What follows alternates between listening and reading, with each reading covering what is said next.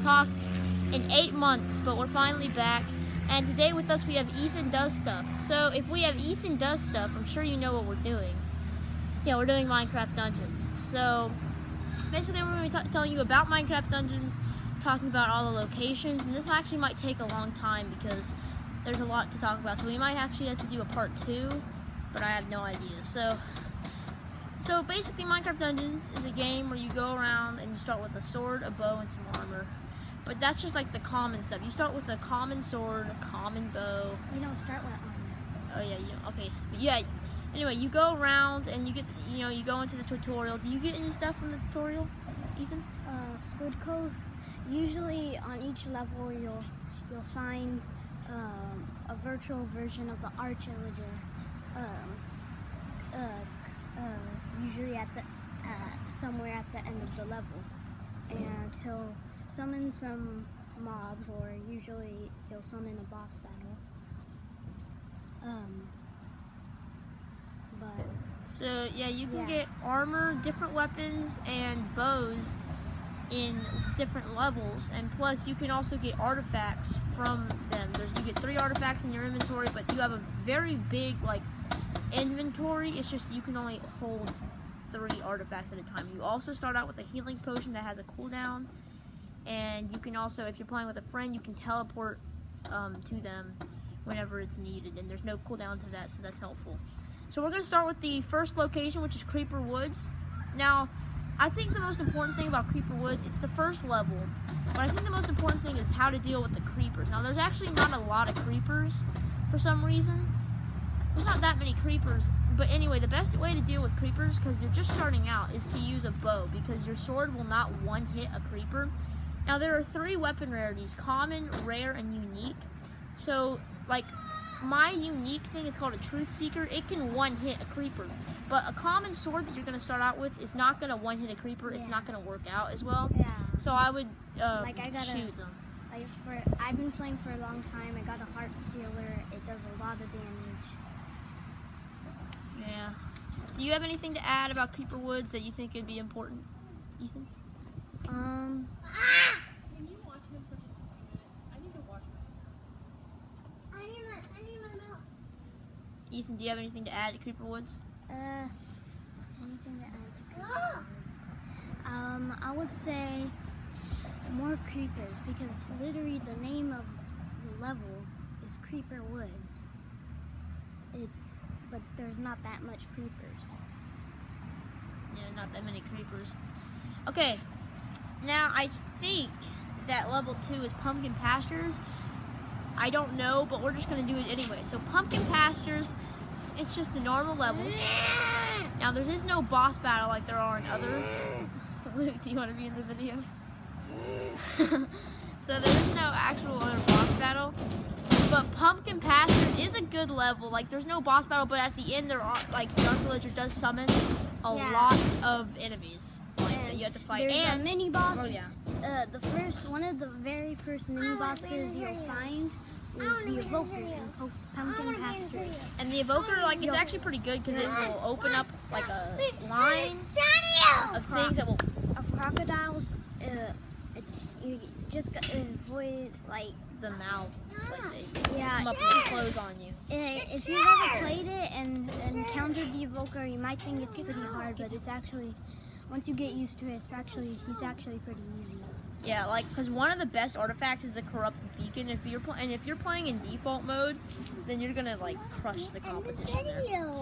So yeah, at the end there's definitely gonna be a lot of mobs because you have to ring a bell, and then bam, that happens. So next one, the first location that has a boss battle is Soggy Swamp. Yes. You go throughout the swamp. Now, the most annoying thing about Soggy Swamp is the witches, no doubt. Because the witches, they will throw different potions at you, like poison, and if you hurt them, they will drink a strength or a healing potion. So that's definitely a problem, but if you have super good armor with good regeneration, you can get your health back super quickly. But if you are starting out, if you're just starting out with Soggy Swamp, you're gonna want to drink your health potion and kill the witches very quickly. So make sure to do that. Yeah. But and at the end, Ethan will tell us about the boss battle. The boss battle is called the Corrupted cauldron, which is obviously a cauldron that's corrupted. It will be the first boss battle that the player will ever encounter. That the Arch-Illager summons. If you look into it a little bit more on the web, you might find out that the corrupted cauldron, it actually makes potions for the Arch-Illager for power. Yes, and the corrupted cauldrons, if you know, is the boss that we defeated on my channel and Ethan's channel. We both made a video on defeating the corrupted cauldrons. It's probably Luke, move your chair over. it would probably be one of the easiest boss battles in Minecraft Dungeons. Definitely one of the easiest. And the ones. next level is one of the 2 desert levels, Cacti Canyon. Now, a big fact about Minecraft Dungeons that's like doesn't happen in Minecraft. When you touch a cactus in Minecraft Dungeons, you do not get hurt.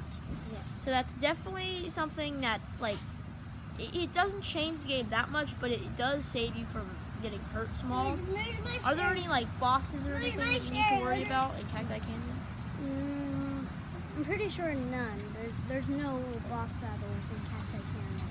Yeah, I didn't think there were. Or if there's a mini boss, I'm not sure. But it might be. I don't think there's a mini boss. But there are definitely a lot of monsters that you will have to deal with in this.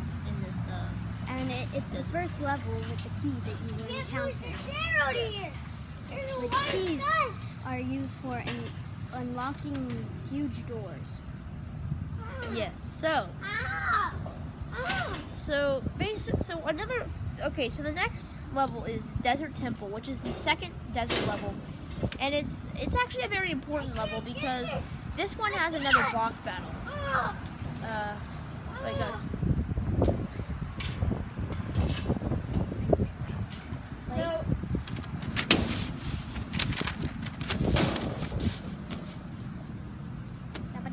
Okay, so Desert Temple, it's different because this time there's a boss battle. You go through it, it's kind of dark sometimes. Don't you encounter an Enderman?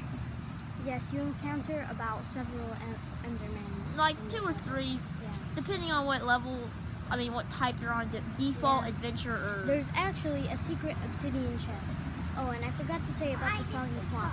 There's also a secret well, not really, but you can find I have uploaded a video about how to get the Soggy Cave on a Soggy Swamp, which is a secret level, which once you unlock that level, you'll be able to get the obsidian chest. And Although it's not the same for Desert Temple.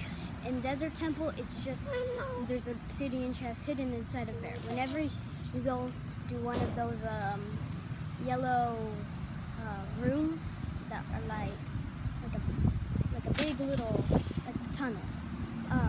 Once you go in there, you might find some gates, and it's usually on the right, and you jump over that, you get to the obsidian chest. I already uploaded a video about And that. if you guys want to watch that video, make sure to check the link in the description for Ethan Does Stuff, exclamation mark, 00. We'll show you that in the description if I can.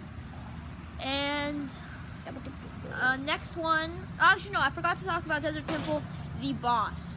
The boss is called the Nameless One, and you have to go over there. Or you could call him the Nameless King.